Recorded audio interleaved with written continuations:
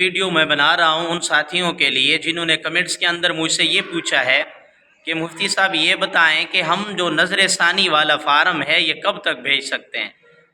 اور وفاق کے پتے پر بھیجنا کیسے ہے۔ تو پہلی بات آپ یہ یاد رکھ لیں،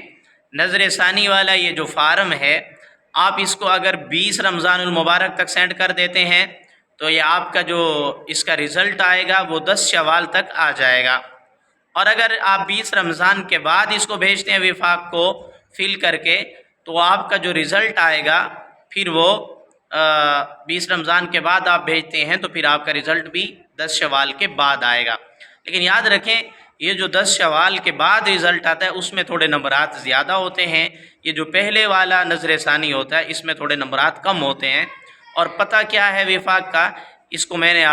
جو ہے وہ چھوٹی سی ویڈیو میں ساتھ لگا رہا ہوں، اس میں نے دیا ہوا ہے، آپ اس پتے پر اپنا نظر ثانی کا فارم فل کر کے سینڈ کر سکتے ہیں۔ اب وہ نظر ثانی والا فارم نکالنا کیسے ہوتا ہے اس پر میں نے الگ سے ایک پریکٹیکل ویڈیو بنائی ہوئی ہے، آپ وہاں سے دیکھ سکتے ہیں۔ نے پوچھا تھا کہ کون سے پتے پر